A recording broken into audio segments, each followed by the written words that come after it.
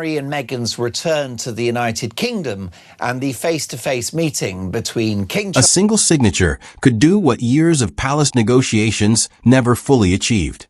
Permanently separate Meghan from the royal style that once placed her at the heart of the monarchy. The document, if ever formally issued, would not merely restrict how she used the letters HRH. It could erase the style itself. But before this is mistaken for a confirmed announcement, one crucial fact must be established. No verified palace statement or published letters patent currently proves that Prince William has signed such an order. And as Prince of Wales, William cannot independently remove an HRH style. That authority belongs to the sovereign. Yet the constitutional question surrounding Meghan has not disappeared. Behind the public language of royal duty lies a distinction few people understand. Meghan and Harry agreed not to use their HRH styles when they stepped away as working royals. They were restricted, but not formally stripped. The difference may sound small, but inside the monarchy, it changes everything. If William eventually becomes king, he may inherit an unresolved decision: preserve the compromise created by Queen Elizabeth, or replace it with something permanent. Such a choice would affect more than a name on a palace website. It could redefine the boundary between royal identity and private influence. And the path toward that possibility did not begin with William. It began 6 years earlier, when Queen Elizabeth approved an arrangement containing one overlooked weakness. To the public, Her Royal Highness can sound like a title, an office, and a collection of privileges combined. Constitutionally, those things are different. HRH is a royal style, a formal mark of rank. It does not automatically provide public funding, security, palace authority, or the right to represent the monarch. Meghan's position, therefore, contains several separate layers. She remains the Duchess of Sussex through her marriage to Prince Harry. She also retains other associated titles listed by the royal household. But since stepping away from royal duties, she has not used the HRH style publicly under the arrangement approved in 2020. That produced an unusual outcome. The royal style remained in existence, but its public use stopped. The palace had closed the door without removing the name from it. For years, that distinction attracted limited attention. Meghan no longer conducted engagements for the crown, held no official working role, and could not present her private activities as representing the sovereign. In practical terms, the restrictions already appeared complete. But appearances are not constitutional finality. A voluntary agreement depends upon continued observance. A formal removal would carry a different meaning. The sovereign would be declaring that the style itself no longer existed. That would transform a family settlement into a permanent royal act. Why did Queen Elizabeth choose restriction instead of removal? And why could that compromise eventually become William's problem? The answer begins in January 2020. When a private family crisis forced the late queen to protect both the monarchy and her grandson, without knowing how long that settlement would need to survive. In January 2020, the monarchy faced a problem without a modern precedent. Harry and Meghan had announced that they intended to step back from senior royal duties, pursue financial independence, and divide their time between Britain and North America. But leaving royal work was not the same as leaving the royal family. After discussions involving Queen Elizabeth, Prince Charles, Prince William, and Harry, Buckingham Palace announced a new arrangement. The Sussexes would stop carrying out duties on behalf of the sovereign. They would no longer receive public funds for royal work, and Harry would surrender his official military appointments. Then came the sentence that shaped every argument that followed. Harry and Meghan would no longer use their HRH titles. The wording was careful. It did not declare that the styles had been removed. No published letters patent erased them. Instead, the Sussexes agreed not to use them because they were no longer working members of the monarchy. It was a compromise designed to protect two sides at once. The Queen allowed her grandson and his wife to build an independent life while drawing a visible boundary around who could speak and act for the crown. A year later, that boundary became firmer. Buckingham Palace confirmed that Harry and Meghan would not return as working royals. Their honorary appointments and royal patronages were returned before being redistributed. To the public, the matter appeared finished. The couple had left royal duties, lost their official roles, and stopped using HRH. But constitutionally, one unanswered question remained. The arrangement depended upon restraint rather than formal deprivation. Queen Elizabeth had resolved the immediate crisis without permanently rewriting Harry and Meghan's royal identity. That decision prevented a harsher family rupture during her lifetime, but it also transferred an unresolved problem into the future. And when the crown eventually passes to William, the old compromise may collide with his vision of a smaller, more clearly defined monarchy. William would not inherit this question as a private argument between relatives.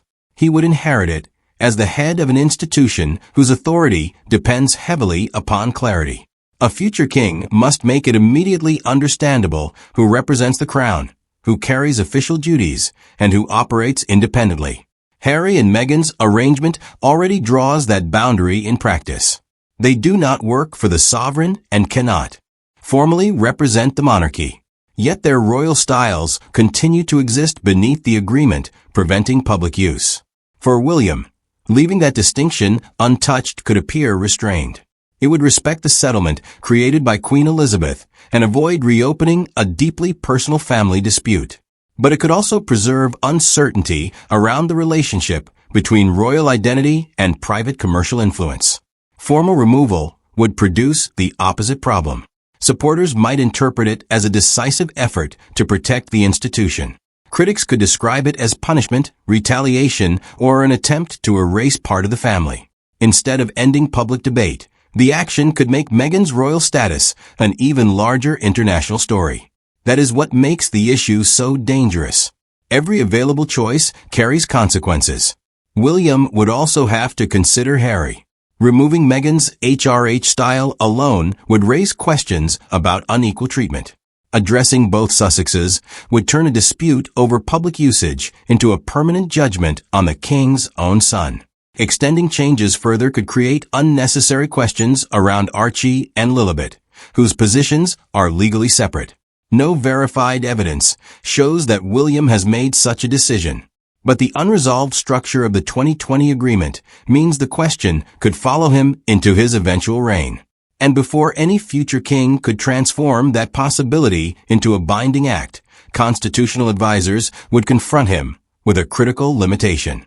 William may be the heir. He may influence the monarchy's future direction.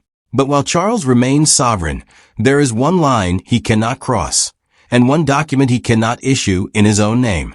The constitutional barrier is simple, but it changes the entire story. Prince William cannot personally remove Meghan's HRH style. William is the heir to the throne, not the sovereign. He may participate in family discussions, advise the king, and influence how the future monarchy is organized. But the royal prerogative connected to styles and titles currently belongs to King Charles. A formal removal would normally require letters patent, an official instrument issued by the monarch under the Great Seal. These are not private instructions, household memos, or administrative orders. They publicly redefine who is entitled to hold a particular royal style. Recent royal history demonstrates the distinction. Some family members have agreed not to use HRH while legally retaining it.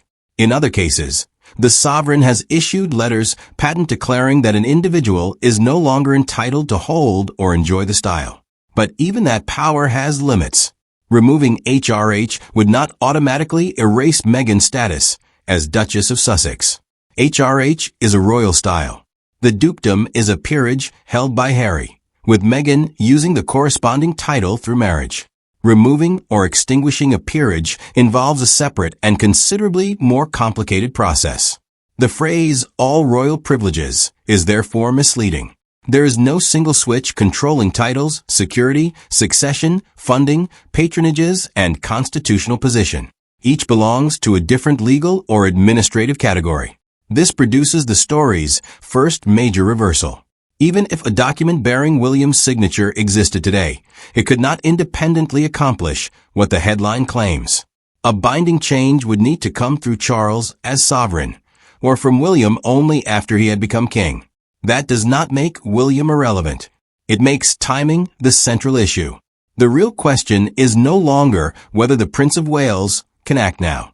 It is whether the future King William would preserve his grandmother's compromise, strengthen the existing restrictions, or replace them with a permanent declaration.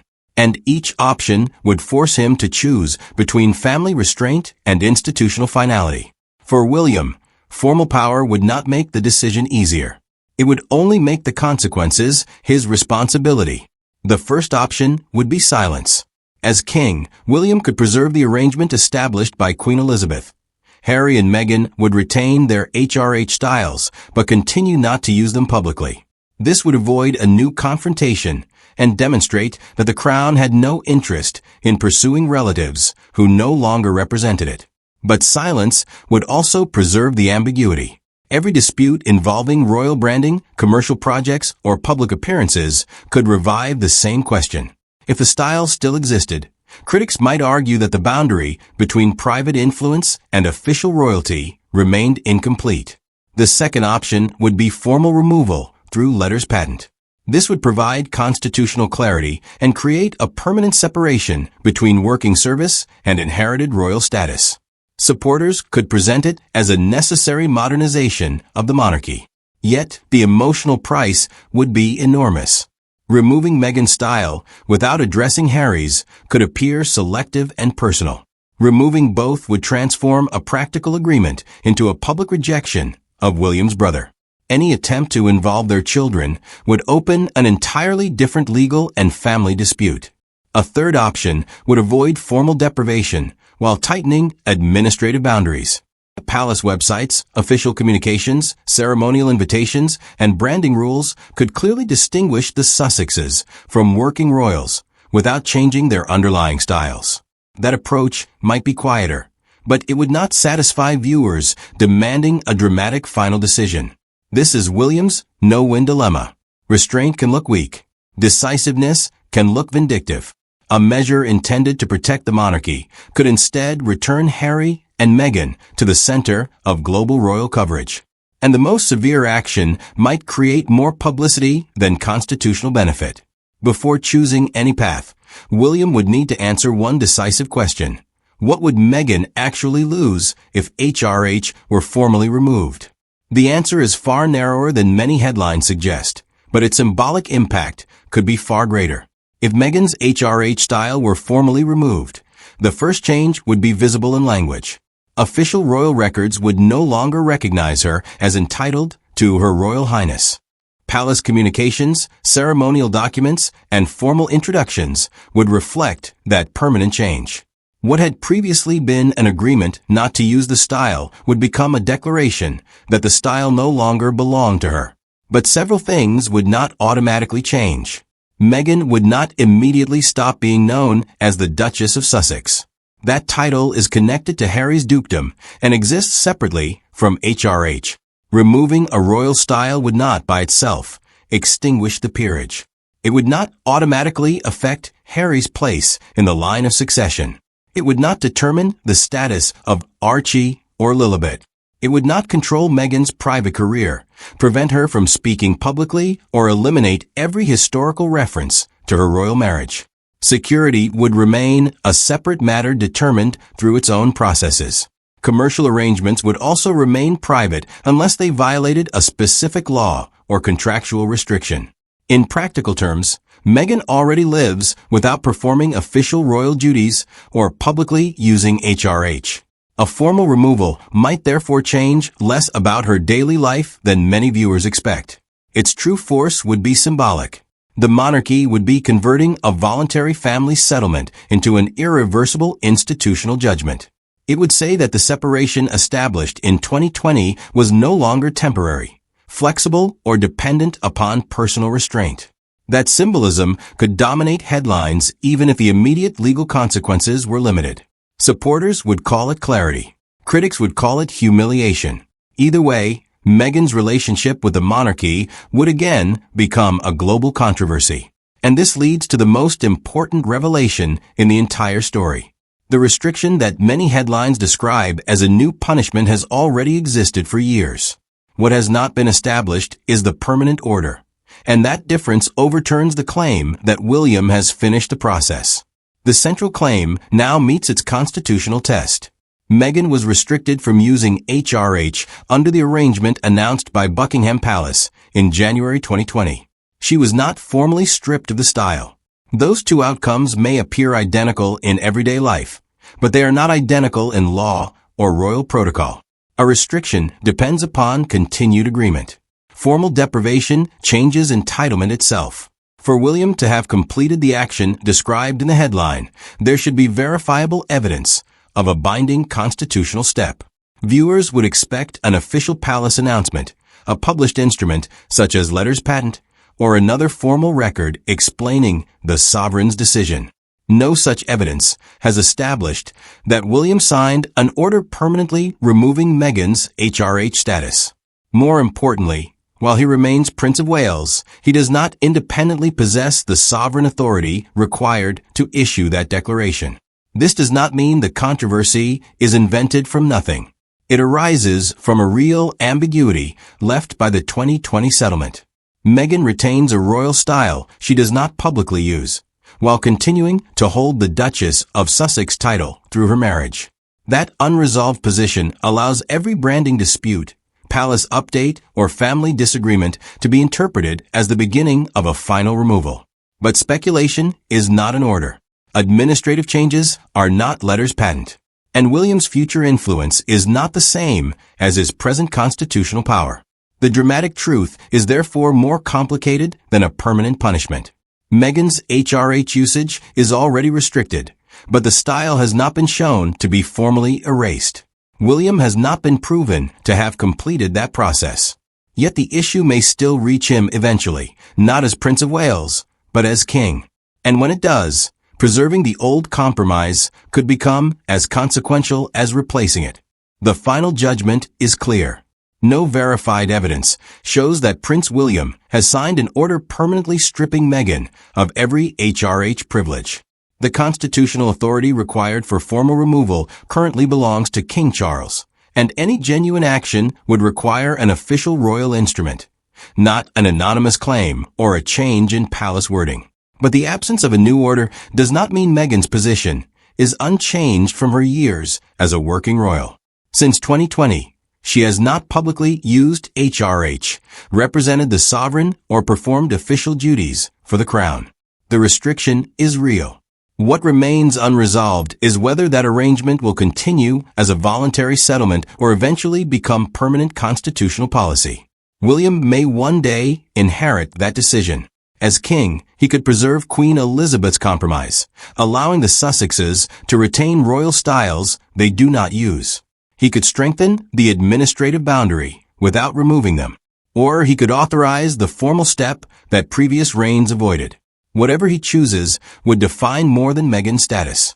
It would reveal how his monarchy balances family, tradition, and institutional authority. For now, the crown has not erased Meghan's HRH style. It has placed it beyond public use.